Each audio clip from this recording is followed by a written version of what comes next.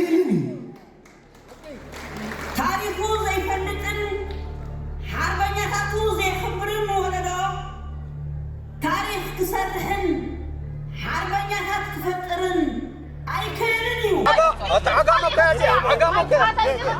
mein Mutter ist Eritreerin. Meine ganze Familie hat gekämpft, aber nicht zum Diktatoren.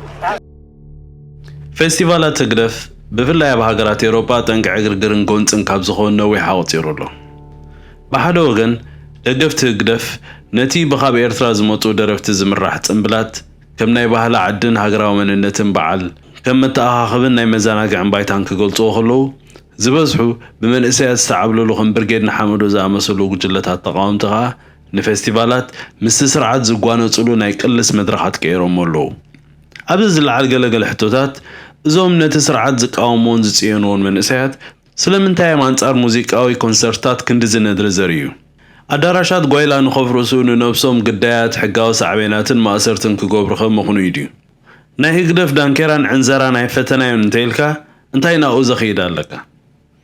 ወይ ደለይቲ ፍትሒ ስነ ጥበበኛታት ወዲብና ንዓና ዝምእማኣና ናትና ፌስቲቫላት ዘይነካይድ ዝብል ብዙሕ ነጥብታትን ሕቶታትን ይለዓል እዩ ነዚ ንምትንታን ክሕግዘና ዝኽእል ሓደ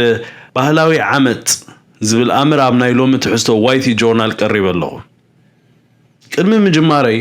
ነቶም ሳብስክራይብ ዝገበርኩም ብልቢ እንዳመስገንኩ እቶም ዘይገበርኩም እዚ ቻነል ንኽዓቢ ሃየ ሳብስክራይብ ግበሩ ርእይቶታትኩምን ደገፍኩምን ኣብ ኮመንት ጽሕፉ ዘለኹም ብልቢ የመስግነኩም ንኹሉ ትጽሕፍዎ ርእይቶታት የንብብየ ክብረ ተሃበለይ ሚድያ ብዘይ ናይ ተዓዘብቲ ተሳትፎን ድጋፍን ስለዚ ዓቢ ሕጂ ኣብዛ ሰዓት ነዛ ውልዶ ቻነል ትገብሮ ደገፍ ኣዝዩ ወሳኒ እዩ ስለዚ ሓደራ ናበር እስላ ንኺድ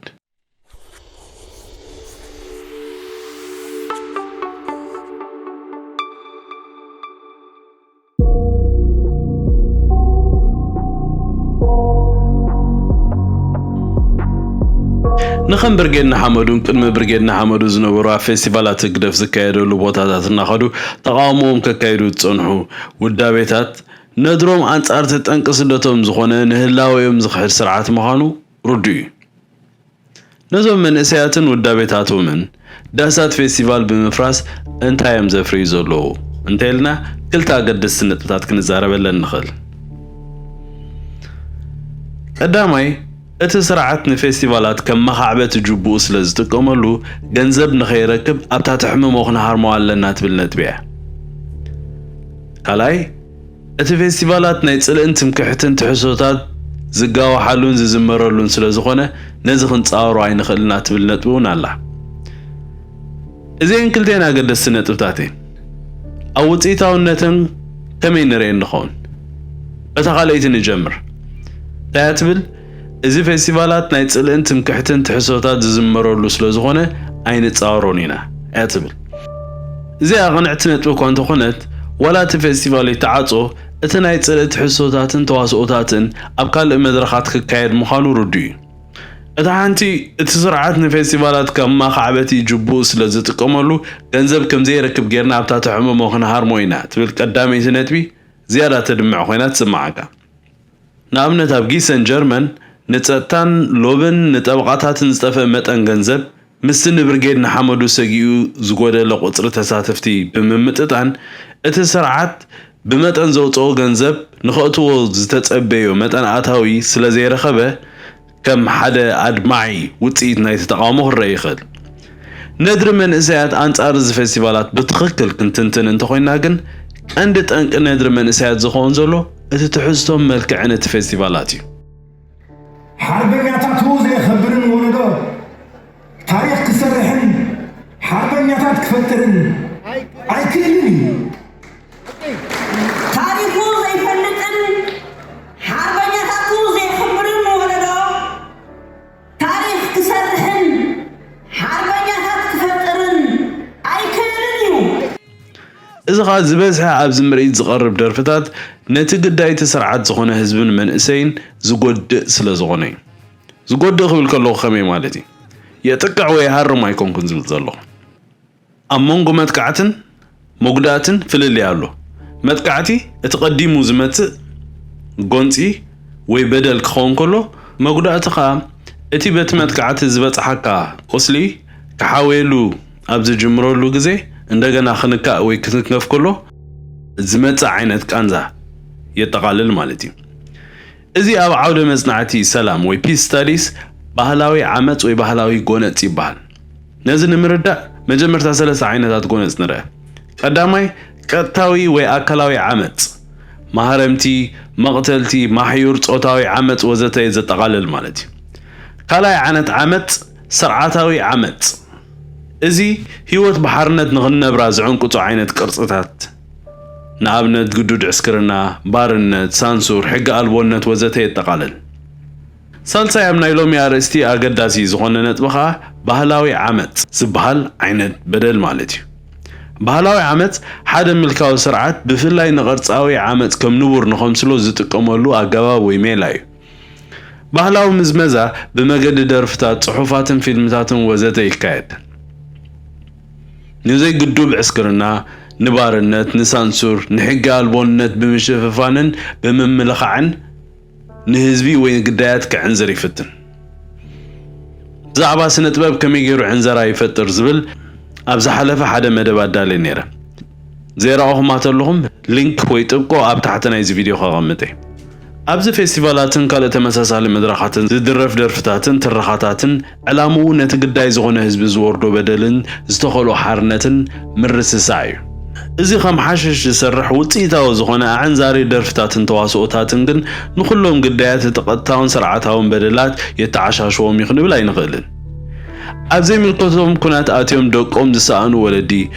ንእስነቶም ብዘይ ንዋይን ሓዳርን ዝበለየ ልዕሊ 20 ዓመት ኣብ በረኻ ብምግዳድ ዝኸርተቱ ኣብ ፌስቲቫላት ሮማ ጊሰን ለንደን ስቶክሆልም ሲያትልን ዝግበር ዳንኬራት ከተልሎም ዘይኮነስ ቅጭራይ ኸንጻሎም ዝኽእል ቁስሎም ስለ ዝጎዶም ደቆም በሰላም እናዕበይን እናምሃሩን ኣብ ዳሳት ፌስቲቫላት ሲዕርና ሰዊድና ገናው ክንቅጽልና ኢሎም ዘይስነኻ ሑጻ ቆርጥሞሉ ዝዓይነቱ በዋጋ ግዳያት ክዋዘ ይኽእሉ ንቁስሊ ግዳያት መጉዳእቲ ኣቐዲመ ከም ዝበልክዎ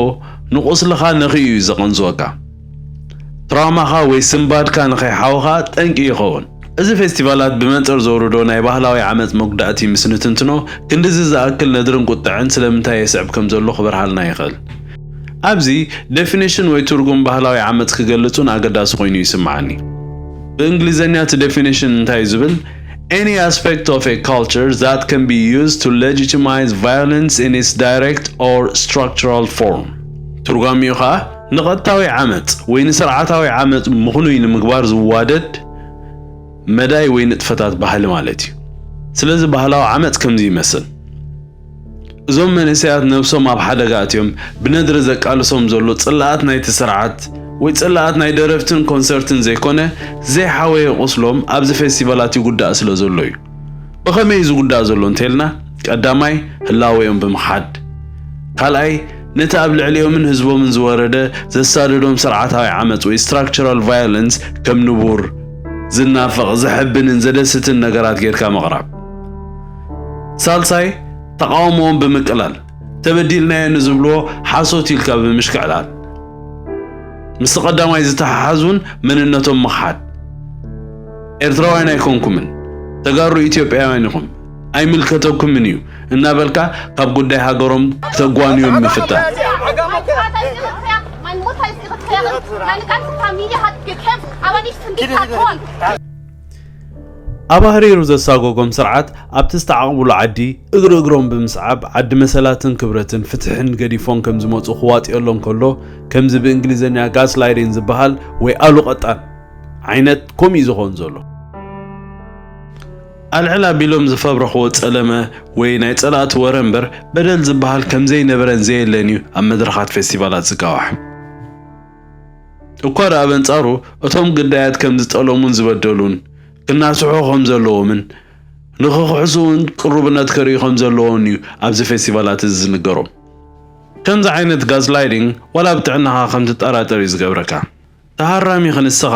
ኣይተረዳእካን እምበር ንስኻ ኢኻ እኮ በዳሊ ተባሂሉ ተደጋጊሙ ምስተነግረካን ምስተዘመረልካን በቲ ጉዳይ ክትጠራጠር ትጅምር ጋስላይዲንግ ተሕውዮ ትፍትን ዘለኻ ትራውማዊ ቅስልውን ብምጉዳእ ከምዘይ ተሓዊ ይገብረካ ስለዚህ ነቲ መጀመርታ ዘልዓልኩ ሕቶታት ስለምንታይ መንእሰያት ክንድዝዕ ቁጥዐ ይፍጠር ስለምንታይ ሸለል ዘይብልዎም ወይ ስለምንታይ ነብሶም ኣብ ሓደጋ የእትዉ ዝብል ሕቶታት እግሮም ከይድኩም ቁስሎም ትጎድእዎም ስለዘለኹም ፌስቲቫላት ህላዌኦምን ስቃዮምን ዝከሓደሉ ድግሳት ስለዝኾነ እዩ ዝብል መልሲ ክህብ ይፈቱ ነቶም ናብቲ ፌስቲቫላት እንተስ ብግርህነት እንተስ ብህልኽ ዘምርሑ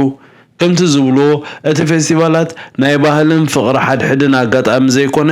ብዋጋ ቃንዛ ኣብ ውሽጢ ዓዲ ኣብ ፍቕሎ መሓዮር ዝኽርትት ዘሎ بواقع بسدت أردا مدربدا بحرن شويتن بسجتن بسقاي حواتهم من دقومن كدسوت يمرتو مهلاون نظام سبات زيون كنتصروا لهم يفتو نتوم حرانهم دتم فسزولو من سياد برجد نحمدوها كان زاخم لنا يخبلو ميدالي نتي يلوخم من زبلوكم سرعات هلاويكم بنادر تسمعوا سلازلوهم كا باهم يخرع تصواستيو بزن ايلوم مدبي كزازمي نزتحزتو بستخالكم مسكالو تكافلو لايك شير سبسكرايب كي قبركم ما يتحلفوا سلام جميعا